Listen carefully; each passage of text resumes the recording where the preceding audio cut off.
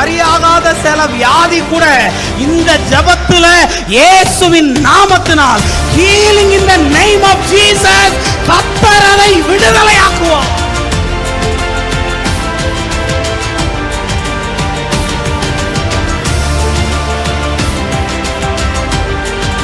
கர்த்தர் இன்னைக்கு சொல்றாரு, அந்த முள்ளை எல்லாம் நான் உடைய பண்ணி ஒன்ன நான் மலராக மாற பண்ணுகிற நாட்கள் இந்த மீட்டிங்ல வரப்போகுது இயேசுவின் நாமத்தினால.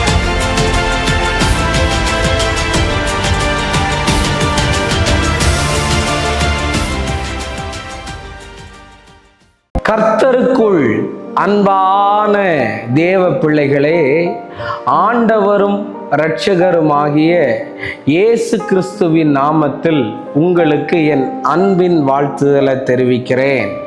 இந்த நல்ல நாளிலேயும் சங்கீதம் 66 அதனுடைய 20வது வசனத்தை வாசிக்கிறேன். என் ஜெபத்தை தள்ளாமலும் தமது கிருபையை என்னை விட்டு விலக்காமலும் இருந்த தேவனுக்கு ஸ்தோத்திரம் உண்டாவதாக என்று எழுதியிருக்கிறத பார்க்க முடியும். என் வாழ்க்கையில சரியில்லாத காரியங்களெல்லாம் சரியானதுக்கு காரணம் என்ன தெரியுமா? என்னுடைய ஜெபத்தை அவர் ரிஜெக்ட் பண்ணல, அதை அவர் செலக்ட் பண்ணினார். தேவ பிள்ளையே, நான் ஒவ்வொரு முறையும் தேவ சமூகத்துல போய் எனக்கு கஷ்டமா இருக்கு ஆண்டவரே, இந்த காரியத்துல என்ன செய்யறதுன்னு தெரியாம இருக்கும்போது நான் அவர்கிட்ட போய் ஜெபம் பண்ணும்போது அவர் என் ஜெபத்தை தள்ளவே இல்லை. எல்லாம் சரியாகணும்னா அவர் நம்ம ஜெபத்தை தள்ளாம இருக்கணும்.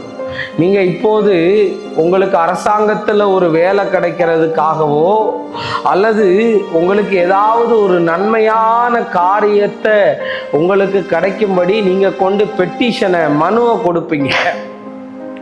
அந்த மனுவை அவர் பார்க்கறதுக்கு 2 நாள் ஆகலாம், 2 வருஷம் கூட ஆகலாம், இது வரையும் பார்க்காமையே இருக்கலாம்.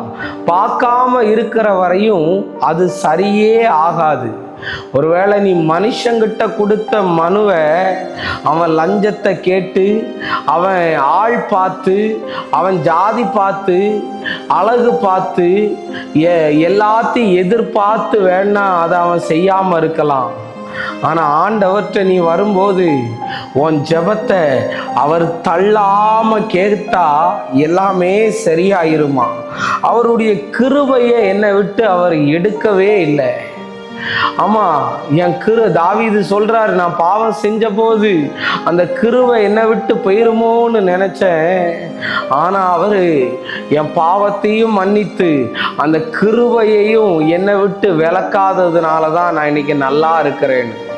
என்கிட்ட எல்லாரும் சொல்லுவாங்க, உனக்கு கிருபை இருக்கு, நீ பொழைச்சிப்பேன்னு.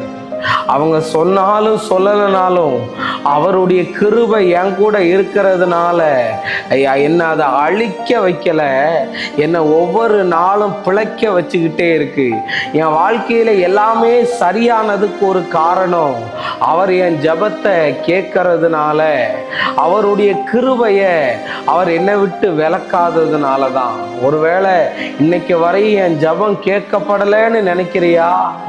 ஓ, எனக்கு கிருபையே இல்லைன்னு நினைக்கிறியா? கவலைப்படாத. அவர் உன் ஜெபத்துக்கெல்லாம் ஆமென்றும் ஆமேன் என்றும் பதில் தந்து அவருடைய கிருபையை உன்னை விட்டு விலக்காம முடிவு பரியந்தம் அந்த கிருபையிலேயே நீ நிற்க ஆண்டவர் உதவி செய்வார். நம்ம ஜெபிப்போம். அன்பான நல்ல ஆண்டவரே, இந்த நேரத்துக்காக நன்றி அப்பா. என் வாழ்க்கையில சரியில்லாமல் இருந்த பகுதிகளை எல்லாம் சரியாக்கினது உம்முடைய பதில்கள். ஆண்டவரே, உம்முடைய கிருபைகள் தகுதி இல்லாத இடத்துல எல்லாம் தகுதிப்படுத்தி நிற்க வைத்தது. அதற்காக உமக்கு நன்றி சொல்றேன். தடைகளை எல்லாம் மாற்றும் இயேசுவின் நாமத்தில் வேண்டுகிறேன் நல்ல பிதாவே. ஆமேன், ஆமேன், ஆமேன். God bless you. கர்த்தர் உங்களை ஆசீர்வதிப்பார்.